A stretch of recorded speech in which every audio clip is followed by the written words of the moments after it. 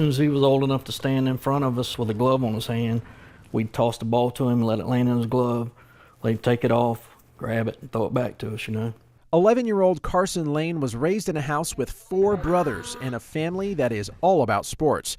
But the day he was born, his parents were afraid things might be different. The doctor told me that he flat out said, "You're lucky he's alive." Carson was born with Herbs Palsy. The nerves in his shoulder were torn in half during birth, leaving his left arm paralyzed.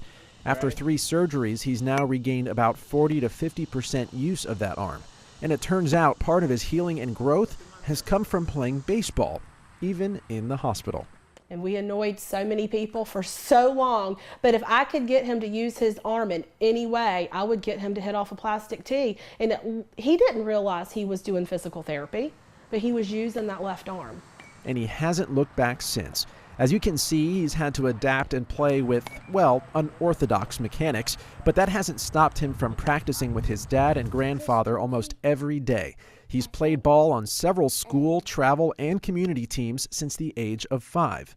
It takes a lot of teams a while to even figure out he does anything different. I mean, he does it so seamlessly. To the point that he keeps up and even performs better than a lot of other kids with his switch-up style of catching and throwing, a style that's now second nature to him. I really, don't understand how other people do it now. It just became natural. Natural in the same way it was for one of Carson's role models, Jim Abbott, a former professional baseball player born with one hand. And though his mom wants him to go to college first, of course, Carson's ultimate dream is to play in the MLB too, just like Abbott.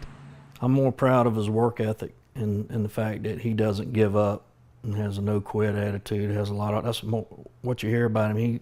He can play, but you hear more about his heart than you do anything else. And with a heart like that, his family says no dream is too far afield for Carson. Stephen Gallo, WTOC News.